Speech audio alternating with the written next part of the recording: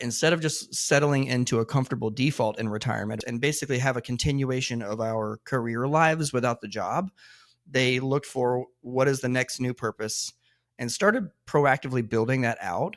If you find yourself reacting to new experiences or new ideas from a place of fear or risk aversion, ask yourself, am I stuck in reverse? Am I living in the past, or am I believing that it's up to me to make sure that my best days are ahead of me? This is Successfully Retired with Hamilton Brandenburg. Okay, welcome back to Successfully Retired with Hamilton Brandenburg. Today I will be your only host and talking a little bit about retirement mindset. So one of the things that I find so energizing about working with retirees is seeing how people will reinvent themselves in retirement. Now, if you've planned correctly, I think retirement can be a really great opportunity to turn over a new leaf. A lot of times when people hear me say, like, if you plan correctly, and they think I'm talking about money. Well, in this context, I'm really not. Whether you have $5 million saved for retirement and you're 58 years old, or you have $50,000 to your name and you're retiring at the age of 70, living off Social Security, I really think that once work becomes optional and you get control of your time back, there is so much room for creativity and for rediscovering the things that really make you excited. So think about the last time that you were completely immersed in something to the point where you didn't have distracting thoughts, you didn't lose track of time, and you were too occupied to think about what you were doing later or next week. What was that thing? For a lot of us, it's been a long time since we felt that way, right? For me, there's a few things that kind of make me feel that way. I think one of those is hiking. And it has to be uphill. I don't know why, but if there's no elevation change, my mind says we're walking, we're not hiking. So hiking is a thing that I can get lost in doing. Playing guitar. I recently got an electric guitar because I haven't played guitar in years, and I really wanted to practice learning to play some of the songs that I enjoy listening to. So I'm not great now, but I get in my office every day and I'll play my scales, and I'm starting to learn different riffs and different parts of songs that I like. And I'm telling you, I could spend an hour in my office playing guitar and not realize how much time has passed. And that's a fact you can definitely confirm with my family. Another thing for me would be cooking. So especially if I have time, just mindlessly chopping vegetables, flipping steaks on the grill. It quiets what I call like my mental chess game that's always going on in my head of what am I doing next? What's the next move? And it really just kind of brings me into the present. So, and I think that the happiest retirees aren't the people who have planned the best by saving so much money, because I've met people who have $10,000 who are genuinely happy and much happier than, say, some other person I met who has over $1 million. But the happiest retirees that I know are people who are living a life where they're curious, they're excited, and they're in that like discovery mode, right? We're constantly reinventing and finding new and interesting experiences to do. And a lot of times that really starts before they were retired, right? That's not a mentality that they just flip a switch, you're retired, and all of a sudden you become adventurous. It's using your vacation time intentionally. It's not just dreaming about buying an RV when you're retired, but it's about, hey, let's go ahead and buy a little travel trailer now and use our vacation time and see if this is something we really enjoy. It's people who try making new friends and try new things. And sometimes those things work and sometimes they don't. But that mentality really translates to, I think, a retirement where people feel a lot of purpose and they feel a lot of joy. One of the mindsets that I see that most robs people of this is living in the past. So a few weeks ago, I read a book called Retirement Starts Today by Benjamin Brandt, which is a really fun and concise book. It talks a lot about what I'd say like the non-financial aspects of retirement. And this is not really written for financial advisors. This is for consumers, but it's a really cool book that's talking more about like retirement mindset and just kind of having a fulfilling retirement without really getting into dollars and cents. And I wanted to read a quick section of that I underlined in the first chapter, which is called This Is Not the End. All right, so this is the quote. When you're stuck in the past, you have a hard time even considering the possibility of change. The world starts to stagnate and solidify. You become stubborn in your ways and somewhat jaded towards the world. All progress starts to sound impossible, and you begin to react to most experiences from a place of fear and risk aversion. So that's a pretty tough place to be. But talking about like living in a place of fear and risk aversion versus having like an abundance mindset where you are pursuing new dreams. I think that really is a big driver of happiness in retirement. So if I was getting closer to retirement, I would ask myself, how much am I living in the past? When I get into wealth management,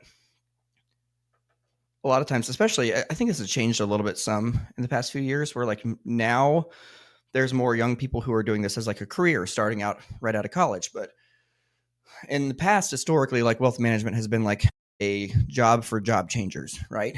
You build up a Rolodex and then you leave whatever career you were in, sometimes in your 40s or 50s or even later, and you go into wealth management. And now you have all these contacts. And so you go through your Rolodex, call your contacts, and that's how you build your book of business. And when I started in wealth management, I was also a career changer. And I had a mentor at the time. And I remember we were doing some coaching session. I don't even remember what the question was he was talking about, but he pointed out to me that like a lot of what I was talking about was like my prior life in a different role in financial services or the career that I had just come from. And he shared with me that like a lot of new people do this. A lot of people who are new to being financial advisors would spend, it was like a crutch. It was like, let me talk about what I know, which is everything in the rearview mirror. And I'm going to spend my time in safety talking about, oh yeah, this career I did this and that was really cool. And that was a big moment for me to realize, hey, I'm trying to build a new career where my best days are ahead of me. And when I'm meeting with people and networking, they're like, oh, what do you do? I'm like, well, I'm a financial advisor, but I used to come from so-and-so. And then you spend all this time talking about what you did before. So if I was getting ready to retire, I think I would pay attention to my conversations with my friends and my family. I think I would ask myself realistically, like, how much time am I dwelling on the past? Am I reminiscing about the good old days constantly?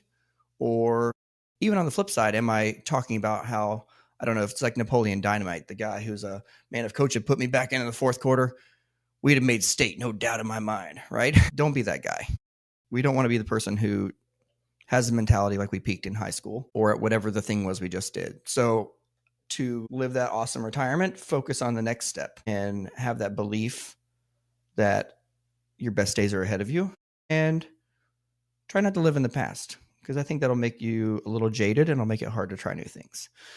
So that's your retirement wisdom there today from the mind of Benjamin Brandt and myself. I'll give you a quick example of some clients. I have a lot of clients who have done a great job of chasing new things instead of living in the past. And I'll highlight one of them. We'll say that their names are Tom and Sarah. So Tom and Sarah bought land in the mountains in Tennessee before they were retired. And they spent every weekend driving up there from Georgia to renovate some old cabins that were on the property. And I mean, they were old, they were dilapidated. And they bought this property, they rebuild the existing cabins, they build on an additional new cabin, they completely move to a new state, sell the home that they were in for decades beforehand, retire to a new state where they don't know anybody, start running an Airbnb business on the side of premises of their cabins, which they've also never done before, and have a whole new routine of spending their days together, going to the gym every day and exercising, which was something that their travel career calendars would not have allowed them to do together in their previous roles. So just a great example of what's possible. This is a family who, again, like a lot of folks, husband had to travel a lot for work, wife worked as well. But instead of just settling into a comfortable default in retirement of saying, well, we're just going to quit our jobs and now we're going to stay home in the same house and it's paid for, and we're just going to go to our same grocery stores and basically have a continuation of our career lives without the job, they looked for what is the next new purpose and started proactively building that out years before they actually retired, so that when they did retire, they were ready to kind of plug in and say, okay, this cabin thing isn't some dream that we've never tried about. It's something that we've been building and working on for the last couple of years of our careers. So it's not really an experiment anymore. Now we kind of know that this is what we want to do. And it's always really fun to check in with them and hear, because they're not done exploring and finding new things to do. They're looking for, they're always looking for another new property or some other cool thing to add onto the property that they have now. So your retirement wisdom for today is, if you find yourself reacting to new experiences or new ideas from a place of fear or risk aversion, Ask yourself, am I stuck in reverse? Am I living in the past, or am I believing that it's up to me to make sure that my best days are ahead of me? So that's your retirement mindset advice for today from the book by Benjamin Brandt, Retirement Starts Today, and from my awesome clients, Tom and Sarah. Until next time.